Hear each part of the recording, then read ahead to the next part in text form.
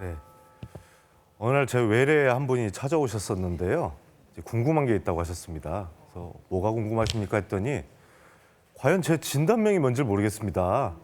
어떤 곳에 갔더니 우울증이라고 그러고요. 어떤 곳에 갔더니 공황장애라고 진단도 받았고 최근에는 어떤 곳에 갔더니 화병이라고 진단을 받았습니다. 예, 과연 이분 진단이 무엇일까요? 진짜 환자 입장에서는 좀 당황스러우시겠어요. 네, 진단이 잘못된 것도 아닐 겁니다. 예. 예. 그래서 이분을 설명하기에는 신경증이라는 단어가 가장 적합한데요. 신경증. 네, 신경증이라는 거는 스트레스를 받았을 때 오는 우리 정신, 신체 모든 이상, 즉 공황장애, 우울증, 화병 이 모든 것을 포함해서 통칭하는 단어고 원인은 스트레스라는 걸 설명하고 있습니다. 네, 아마 이분은 이랬을 겁니다. 최근에 스트레스를 많이 받았을 때는 가슴이 조여오고 막 체온 조절이 안 되면서 괴로워했던 화병 증상이 있기 때문에 그렇게 했고요. 작년에는 아마 숨이 헐떡여지고 과호흡이 오면서 스트레스 받아서 그랬을 경우에 공황장애를 받았을 거고 한동안은 또 몸이 무거워가지고 외출도 못하고 무기력해지는 상황이 있을 때 그때 관찰된 소견에 의해서 우울장애를 진단받았을 겁니다. 네, 이렇게 시기에 따라서 스트레스로 나타난 양상이 그때 가장 두드러진 거가 포착됐을 때 그 진단명을 받았을 뿐이고요. 예. 여러 개 이렇게 진단을 받는 분이 있다면은 내가 신경증이구나 이렇게 한번 생각을 해볼 필요가 있습니다. 네. 신경증 좀 생소하시죠? 네, 병명 자체는 네, 의학적 단어고요. 우리가 일상생활에 쓰고 있는 단어도 있습니다. 아까 말씀드린 노이로제, 의료제. 신경쇠약. 신경쇠약 진짜 많이 쓰요. 네, 아마 이렇게 설명하시면 비슷한 개념이 될 겁니다. 그럼 이제 이 만병의 원인이 되는 이제 이 스트레스가 이제 과연 그러면 우리한테는 꼭 없어져야 될까요? 실은 그렇지 않습니다. 역설적으로 반드시 필요합니다. 적절한 스트레스는 반드시 있어야 되고요. 그 이유는 저희가 병균에 한번 설명을 해보겠습니다. 저희는 이제 병균하고 같이 살아갑니다. 우리가 마시는 물, 공기, 음식 모두 다 병균이 있고 우리 피부나 위장관, 폐에도 다 병균이 들어 있습니다. 근데 우리가 아프지 않게 살아가고 있는 이유는 오히려 병균과 항상 같이 살았기 때문에 면역이 생겨 있고 면역이 활성화되어 있기 때문에 병균이 활성화되는 걸 억눌러서 우리가 건강해지는 겁니다. 정신도 마찬가지입니다. 우리도 정신 면역계라고 있는데 일상적인 스트레스가 어느 정도 있어야지 거기에 우리가 면역이 돼 있습니다. 우리가 청소하는 것, 출근하는 것, 이렇게 신경 써야 될 일이 어느 정도 있어야지 다음 스트레스를 대비해 주는 거죠. 그래서 어느 정도의 스트레스는 있어야 되는 이제 필요악인데 문제는 이겁니다. 너무 큰 스트레스, 너무 집중적인 여러 번의 단기간의 스트레스 이런 것들이 왔을 때 이 면역계로는 버티지 못합니다. 균이 커진 거죠. 그러면 이제 드디어 이제 스트레스가 면역을 이겨내고 우리 몸을 공격하게 되는데 주로 공격하는 분야가 신경계고요. 신경계 중에는 자율신경계입니다. 그러다 보니까 숨이 안 쉬어지고 가슴이 벌렁벌렁하고 체온 조절이 안 되는 이제 증상이 발생하고요. 또 한편은 뇌 호르몬계를 이제 또 공격을 하는데요. 여기가 고장 나면은 우리의 기분이 저하되고 불안해지고 신체에 통증들이 생기게 됩니다. 또 한편으로 이제 몸을 공격하는데요. 몸에서 가장 공격 많이 당하는 곳이 이제 코티졸 호르몬이라고 스트레스 호르몬이 너무 과도하게 나와서 면역이 약해지는데요. 그러다 보니까 우리가 이제 감기, 대상포진, 스트레스를 받으면 뭔가 병이 잔병 치레를 많이 하게 되는 거죠. 예. 이런 과학적인 원리이기 때문에 막연히 여러 증상이 나타나는 거 아니고 스트레스가 발현했을 때 어느 곳을 주로 공략하냐에 따라서 두드러지는 증상이 사람마다 달라지게 되는 겁니다. 네. 그래서 이렇게 통칭했다고 하더라도 한번 아까처럼 세부 분류를 좀 해볼 수 있는데요. 쉬운 예를 들면 이제 제가 환자분 세 분을 예를 들어보겠습니다. 50대 환자분이 저한테 왔는데 세 분이 나이도 50대 중반으로 갔고요. 들어보니까 스트레스도 거의 비슷하셨어요. 좀 빚이 있으시고 경제적 문제가 있으시고 고부 갈등, 남편과의 갈등. 세 분이 하나같이 다 나이대도 똑같고 스트레스도 같으셨는데 세 분은 호소하는 증상이 완전히 다른 쪽이었어요. 그래요. 예. 첫 번째 환자분은 몸이 말을 안 듣고 멍해지면서 기억력이 떨어지고 안 좋은 생각들이 자꾸 난다. 네, 이분들은 기분장애 계열입니다. 이분들은 우울증이나 기분이 좋았다 나빴다 오히려 너무 흔들리는 조울증 이쪽을 얘기하는 기분장애 계열 환자였고요. 두 번째 환자분은 숨을 헐떡이는 게 자주 있고요. 뭔가 붕 뜬 느낌. 일에 손에 안 잡히면서 뭔가 안절부절한 느낌. 불안장애 계열 환자입니다. 완장애. 보통 범불안장애나 공황장애로 진단을 많이 받아보십니다. 예. 세 번째 환자분은 이런 증상이었습니다. 어깨나 이런 데 온몸이 아프고 소화도 안 되고 두통이 생기고 복통이 생기면서 흉통까지 가슴이 조여오는 그리고 열감이 느껴지는 네, 신체 증상 장애 계열입니다. 화병으로 주로 많이 진단되는 거죠. 예.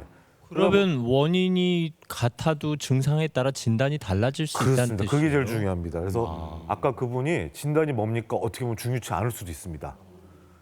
이 세 분의 환자분은 추적을 해보니까 네. 우울장애 있는 분은 공황장애가 나중에 병 앞에서 같이 오셨고요. 아이고. 공황장애가 있는 분은 치료로 공황장애가 낫는데 네. 스트레스를 계속 받으시니까 화병으로 증상이 전환되고 치료를 받아도 네. 원인이 해결이 안 됐으니까. 다양하게 원인은 같지만 증상은 카멜레온 같이 네, 변할 네. 수 있기 때문에 이렇게 설명을 할 수가 있는 겁니다. 네. 그럼 이제 스트레스를 이제 안 받으면 좋은데 받긴 네. 받고 우리가 살아야 된다면 이제 그 강도가 중요하거나 우리가 견디는 힘이 중요한데요. 스트레스가 취약하다는 거는 이제 선천적일까 후천적일까 이런 질문이 온다면 둘 다 해당됩니다. 안타깝게도 선천적인 유전적인 부분도 있습니다. 예민한 체질, 걱정 근심이 많은 체질 이런 것들이 유전되는 건 사실입니다. 하지만 낙담할 필요는 없습니다. 후천적인 영향도 큰데요. 우리가 이제 스트레스에 대한 내성이 있습니다. 하나의 스트레스를 견디고 극복하고 또 하나의 스트레스를 견디고 극복했을 때 넘기는 강도가 커지면서 큰 스트레스도 넘길 수 있는 내성이 커지게 되는데요. 그거를 저희가 이제 정신 면역력이라고 했고 내성이 커질수록 이 정신 면역이 강해지는 겁니다. 네. 그럼 이 정신 면역이 강한 사람은 이제 스트레스도 잘 안 걸리겠고요. 그리고 신경증도 잘 안 걸리겠죠. 그럼 우리든 그런 사람이 될 수 있나 안 되나 한번 점검해 보면 좋겠는데 예. 스트레스에 취약하지가 않고 신경증도 잘 안 걸리고 강한 사람들의 특징은 심리 회복 탄력성이 큰 분들입니다. 심리 회복 네, 탄력성. 단어는 어려운데 이겁니다. 스트레스 받아도 오뚜기 같이 벌떡 일어나고 일어난다. 예. 뭔가 일이 있어도 금방 해결하고 털고 일어나고. 예, 요게 이제 심리 회복 탄력성인데 어려운 일이 있어도 회복 시간이 빠르다 뭐 이런 네네 개념인 그렇습니다. 거죠. 그거 이제 한번 이제 점검을 해보는 이제 8가지 문진표가 있는데요. 한번 쭉 한번 읽어보니까 대충 나는 몇 개나 해당되나 그래도 이쪽 방향인가 한번 보시면 되겠습니다. 무엇을 하다가 다른 생각이 나면 집중을 못한다. 집중을 못한다. 문제 해결 중에 어려움이 생기면 곧바로 포기한다. 새로운 생각에 잡혀도 오히려 곧 관심을 잃어버린다. 노력형보다 나는 기회형이다. 예. 기존 목표를 이루기 전에 다른 목표로 간다. 시간이 오래 걸리는 일은 꾸준히 집중을 못한다.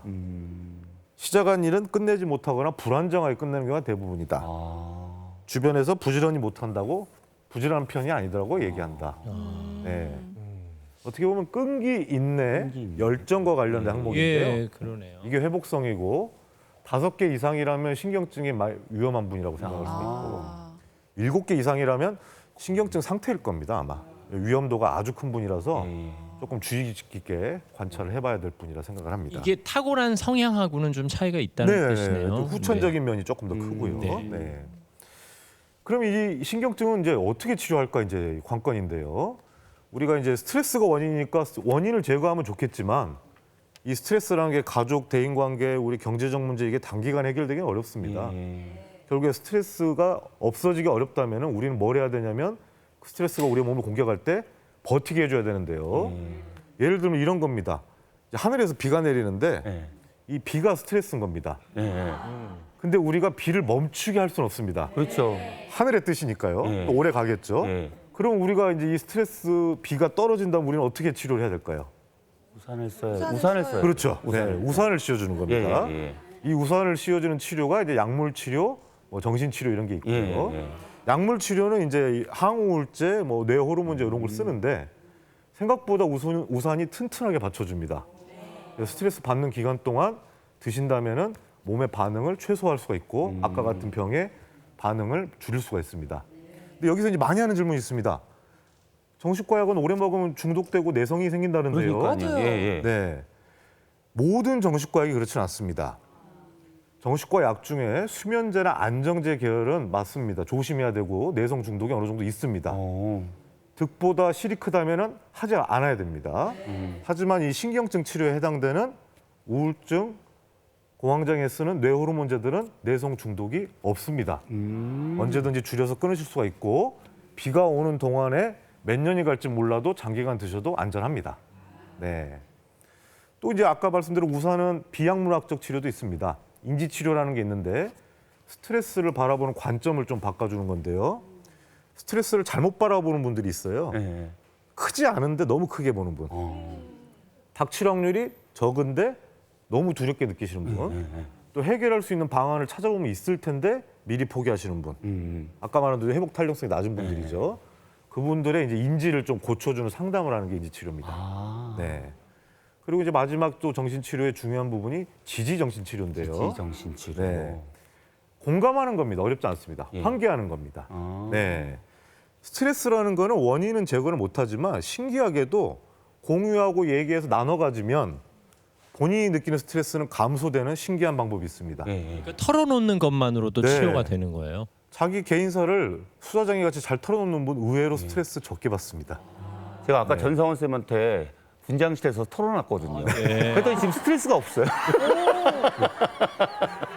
뭘 털어놨을지 되게 궁금하네. 네. 아 그래서 이거는 병원에서 하는 건 아니고요. 주변의 친구나 지인이나 주변 분들이 들어주시고 아. 격려 위로까지 해주신다면 지인이에게 의사가 아니더라도 털어놓으세요. 지지정신치료를 하고 계시는 겁니다. 예. 네, 지지정신치료요. 예. 네.